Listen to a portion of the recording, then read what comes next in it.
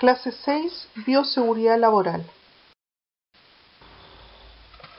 Un programa de bioseguridad laboral tiene como objetivo dar a conocer las medidas eficaces para prevenir riesgos biológicos y químicos asociados a la atención en salud.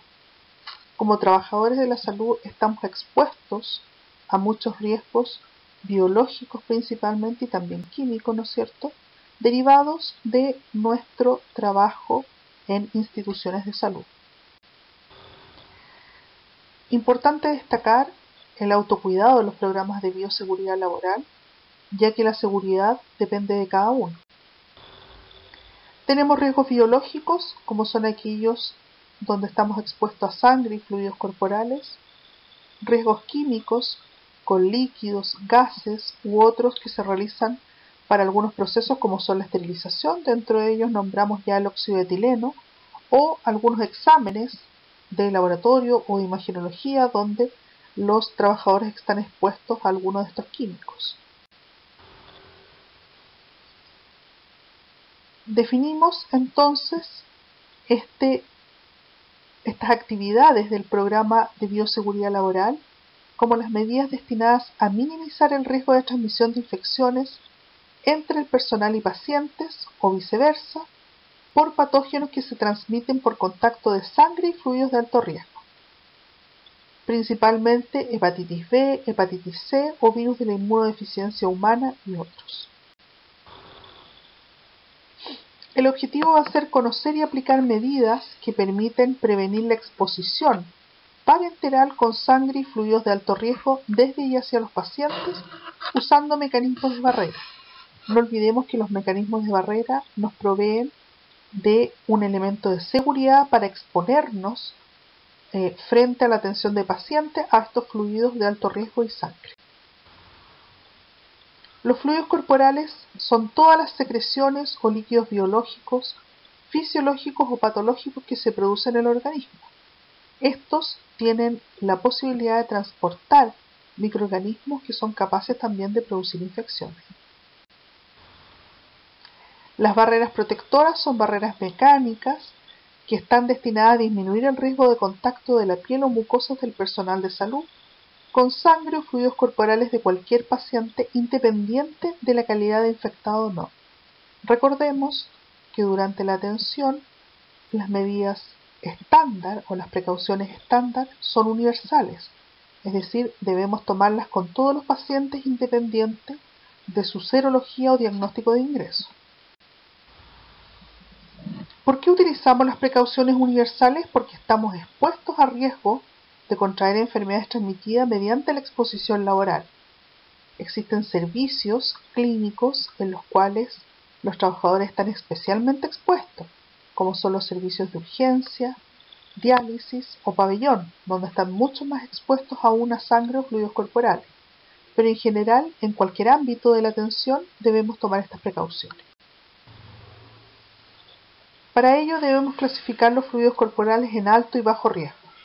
Son fluidos de alto riesgo la sangre, el semen, las secreciones vaginales, la leche materna, los líquidos de cavidades cerradas o cavidades estériles, líquido cefalorraquídeo, líquido pleural, líquido sinovial y cualquier otro fluido que se contamine con sangre pasa a ser un fluido de alto riesgo. El riesgo real para los trabajadores de la salud es el virus de la hepatitis B. Este es 3 o 4 veces mayor que la población general. Este es un virus, ¿no es cierto?, que contiene una cápsula y el cual puede producir una infección inicial que puede determinar incluso la cirrosis y una enfermedad hepática grave. La fuente de infección son los pacientes agudos, ¿no es cierto?, que son contagiosos durante las últimas semanas del periodo de incubación y después de la aparición de la ictericia, y fluidos contaminantes biológicos como son la sangre, secreciones vaginales, saliva, orina y semen.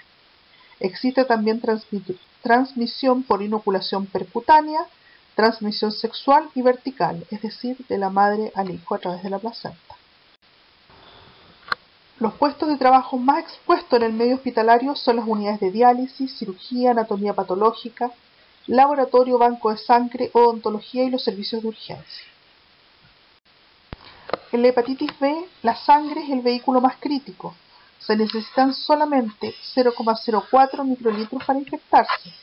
Este virus es capaz de sobrevivir en el ambiente hasta 7 días, en sangre seca en superficies inertes a temperatura ambiente hasta un mes.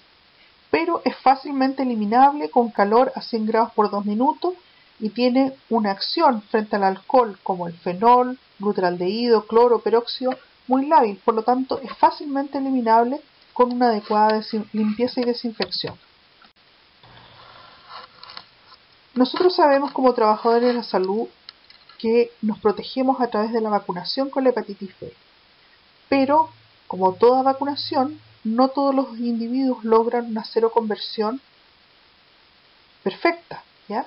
Depende de varios factores, como son, por ejemplo, sexo masculino, se ha visto que tienen una menor seroconversión que las mujeres.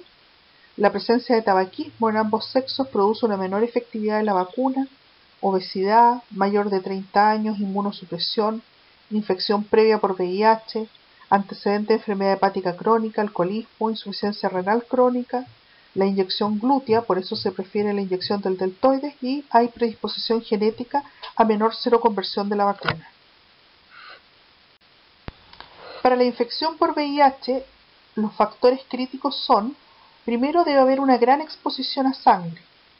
Esto quiere decir que la herida se ha hecho con un elemento que tenga sangre visible, por ejemplo, un trocar. Debe ser hecha a través de una herida profunda, percutánea, es decir, que atraviesa la piel. Mientras más profunda la herida, más riesgo de infección. Que la herida haya sido hecha con un elemento colocado en una vena o una arteria, es decir, con gran cantidad de sangre, y que la herida sea hecha con una aguja de gran diámetro. Además, influyen las defensas del huésped y si la herida es hecha con sangre de un paciente terminal, en el cual se presupone que la carga viral es mucho más alta. Es importante destacar que el riesgo de infección post-exposición a sangre VIH positivo es mucho más bajo que para contraer el virus de la hepatitis B. Para VIH, para exposición de membrana a membrana mucosa es de 0,09%. Para exposición a riesgo percutáneo, es decir, a que con una aguja de gran tamaño que haya sido puesta en una vena o una arteria de un paciente infectado, me pinche yo percutáneamente, el riesgo de que yo adquiera VIH es de un 0,3%. Y para piel no intacta, es decir, que tome contacto la sangre de un paciente VIH con mi piel, ¿no es cierto?, que no esté intacta, menor a un 0,09%. Es por eso que siempre decimos que el riesgo real de los trabajadores de la salud es efectivamente el virus de la hepatitis B. Medidas y prevención. Primero tenemos el lavado de manos antes y después de la atención clínica de cualquier paciente y de tener contacto con su entorno inmediato. Siempre después de retirarse los guantes de procedimientos o guantes estériles.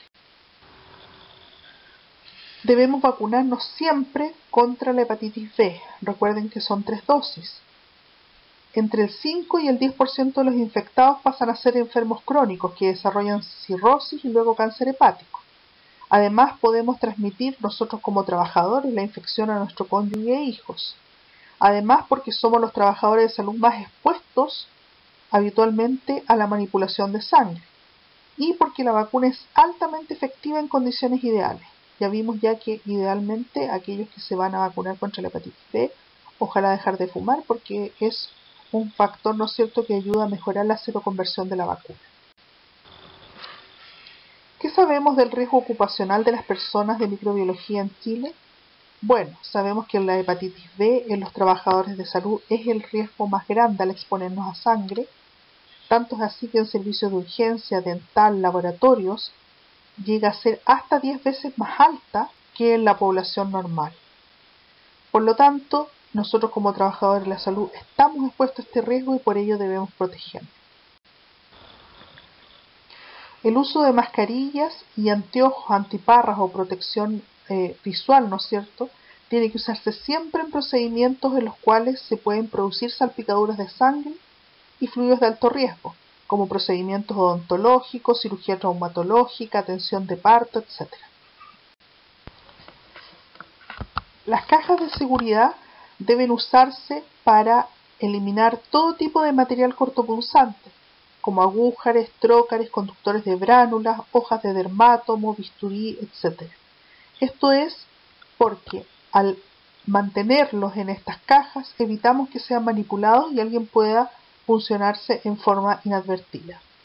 Es muy importante que estas cajas no sean llenadas completamente, sino máximo hasta 3/4 partes de su capacidad, de forma que al cerrarlas no puedan sobresalir alguna aguja con la cual se pueda pinchar el personal que las va a retirar para llevarlas a incinerar. También es importante no echar otro material dentro de estas cajas que no sea el material cortopunzante para hacer un uso eficiente de ellas. Los residuos peligrosos deben ser almacenados en bolsas o envases impermeables especiales y que sean debidamente rotulados. Estos deben ser transportados a una zona del hospital donde son almacenados en forma transitoria hasta su eliminación. Vamos a ver ahora algunos elementos clave acerca del reglamento sobre manejos de residuos en establecimientos de atención de salud o norma REAS. Las definiciones importantes son acerca del manejo de residuos, que es el conjunto de operaciones a las que se someten los residuos de un establecimiento de salud luego de que se generan. Esto incluye el almacenamiento, el transporte y la eliminación. Y los REAS son los residuos generados en establecimientos de atención en salud. Clasificamos los residuos en la categoría 1, que son los residuos peligrosos, en la categoría 2, los residuos radioactivos de baja intensidad, categoría 3, residuos especiales y categoría 4, residuos sólidos asimilables a los domiciliarios. Los residuos peligrosos son, por ejemplo, los restos de drogas citotóxicas, aquellos que están contaminados con productos halogenados como son cloroformos o los gases anestésicos que se generan en las máquinas de anestesia en pabellón, como son el sevoflurano o el desflurano o el alotano.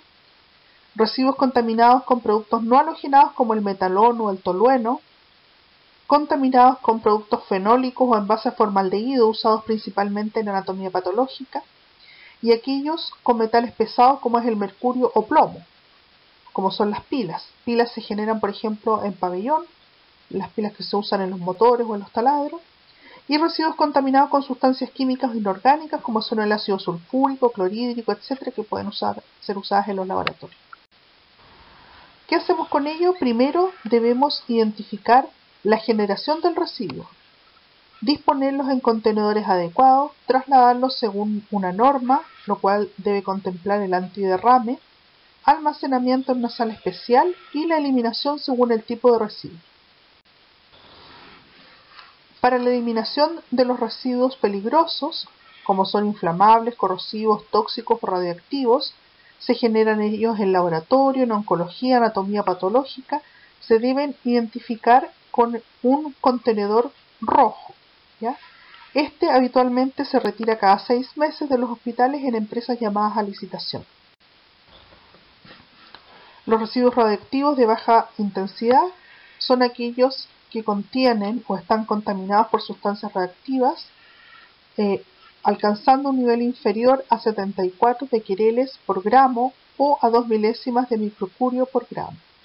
Las condiciones de almacenamiento y retiro son similares al grupo anterior.